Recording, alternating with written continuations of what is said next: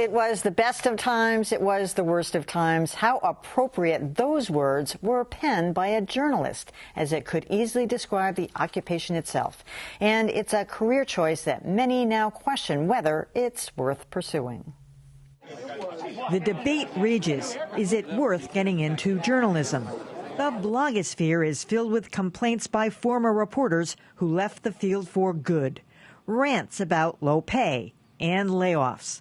Just this week, a survey said that more than a quarter of journalism grads regret their career choice. Ouch. Those numbers are pretty scary, aren't they? They are. There's no denying the journalism industry is in tough shape. Since 2000, newsroom jobs have dropped 30%.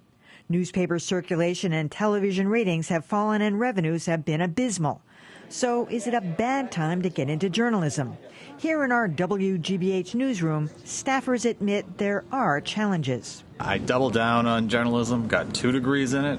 I don't think that was the smartest thing in the world in hindsight. Not only is the pay generally not great, but the hours are extremely demanding. But on the bright side, it's a tough time, but it's also a very exciting time to be in journalism. Now a journalist can work across many different platforms, so it gives a lot more creativity and flexibility to budding journalists. I think there's never really a bad time or sort of a perfect time to get in. I think, you just have to love it to do it. Then again, that's what you say when the boss is watching. I'll just be typing.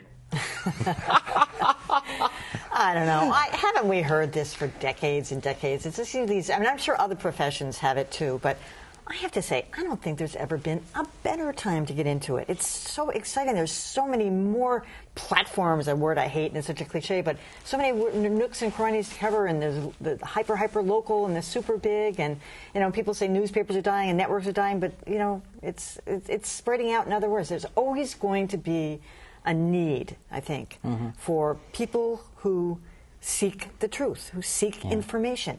My favorite line in the world, and I was having this argument with Chris Lydon on the radio yesterday. Well, newspapers are dead. It's the internet. Who do you think gives the information to the internet? It acts like it appears from nowhere. It comes from some hard-sourced reporter, probably from the Washington Post or the New York Times or the Boston Globe, and then it gets aggregated and stolen, actually, and put out onto the internet. There's always going to be a need for journalists. Well, one of the things that drove this recent round of complaints were people saying that they wish they hadn't studied journalism in college.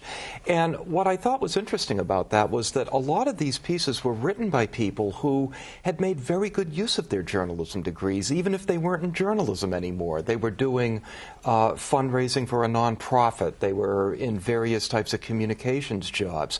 So, I mean, whether you go into journalism or not, and I agree with you, it is a great time to go into journalism.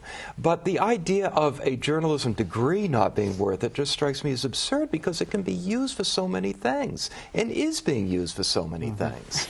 Obviously, I have a bias in this, but I think what happens here is that journalism is being confused with the business of newspapers or other what we think of as the legacy media.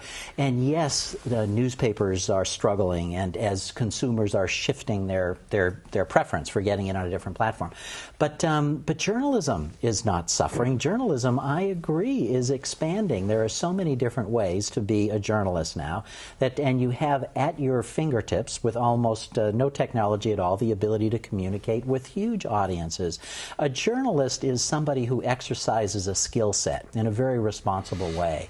And that, I think, is going to always be in demand. May not be on paper, but it's the skill set that I think is very valuable.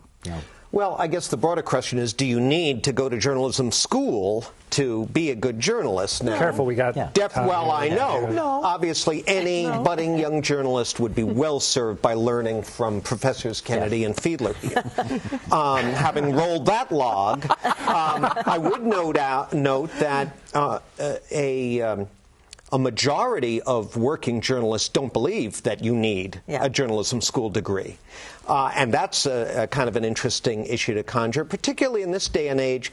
I think we may see journalism education ultimately becoming less about teaching you how to tweet or blog or write a story or do research, and be more of a type of professional education, history, law, as the media becomes more specialized, giving you the specialized tools and training in that way to go ahead and carve out a beat. I think that may be something you'll see.